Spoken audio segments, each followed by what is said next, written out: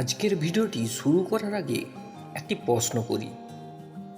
আপনি কি কখনো অনুভব করেছেন হঠাৎ জীবনে সব কিছু যেন উল্টে যাচ্ছে? কাজে বাধা, টাকায় সমস্যা, সম্পর্কের ঝামেলা, অসুখ সব একসাথে শুরু হয়ে গেল। অনেকেই তখন বলেন তোমার হয়তো শনির দশা চলছে। কিন্তু সত্যিই কি শনিদেব মানুষের জীবনে কষ্ট দেন, নাকি এর পেছনে আছে এক গভীর আধ্যাত্মিক সত্য? শাস্ত্র বলে শনিদেব কোনো সাধারণ দেবতা নন, তিনি হলেন ন্যায়ের দেবতা, যিনি মানুষের কর্ম অনুযায়ী ফল দেন।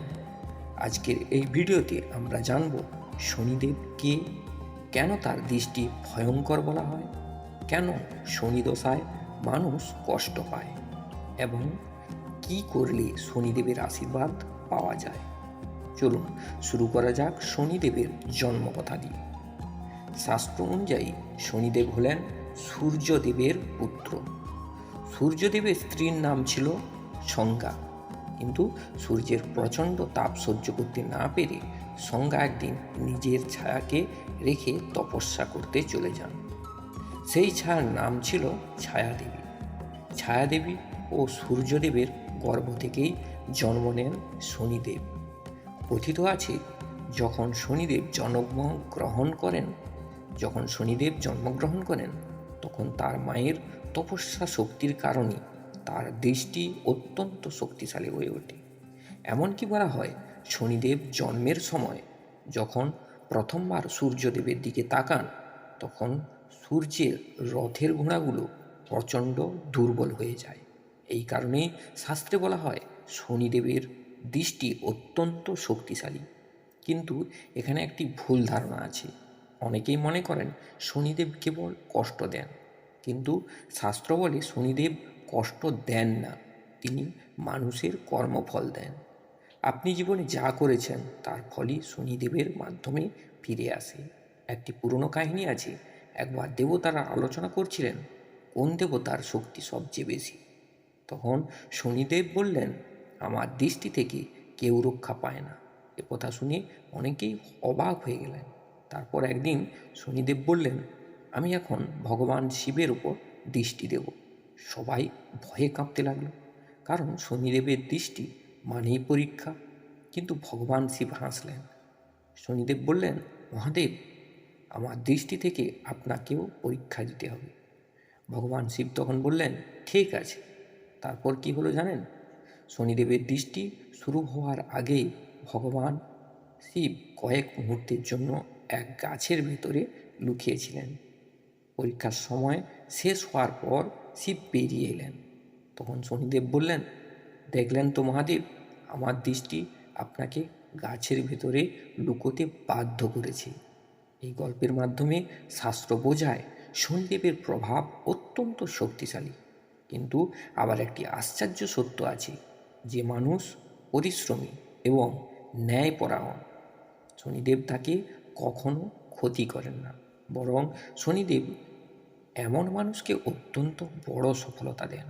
ইতিহাসে এমন অনেক উদাহরণ আছে যেখানে শনি দশার পর মানুষের জীবন বদলে গেছে। শনিদেব আসলে মানুষকে শিক্ষা দেন, তিনি অহংকার ভাঙেন, তিনি ভুল পথ থেকে মানুষকে ফিরিয়ে আনেন, তিনি মানুষকে সত্যের পথে নিয়ে আসেন। এই কারণেই অনেক সাধু বলেন শনিদেব আসলে গুরু, তিনি কঠিন শিক্ষক, তিনি ন্যায়ের শিক্ষক। শাস্ত্র অনুযায়ী শনি দশাকে বলা হয় সাড়ে সাতি। এমন সময় প্রায় 7 বছর 6 মাস ধরে শনি গ্রহ মানুষকে রাশির ওপর প্রভাব ফেলে। এই সময় অনেক মানুষের জীবনে পরীক্ষা আসে, কিন্তু এই পরীক্ষা মানুষকে শক্তিশালী করে। অনেক সময় দেখা যায় যে মানুষ আগে অহংকারী ছিল, শনি দশার পর সে বিনয়ী হয়ে যায়। যে মানুষ আগে অলস ছিল সে পরিশ্রমী হয়ে ওঠে। এই কারণেই শনিদেবকে ভয় না করে সম্মান করা উচিত। এখন প্রশ্ন হলো, কি করলে শনিদেবের কৃপা পাওয়া যায়? শাস্ত্রের কয়েকটি সহজ উপায় বলে।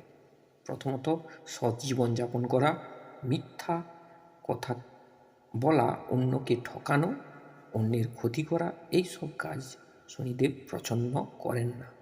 দ্বিতীয়ত, গরিব ও অসহায় মানুষকে সাহায্য করা। শনিদেব বিশেষভাবে দরিদ্র মানুষের রক্ষক। তৃতীয়ত,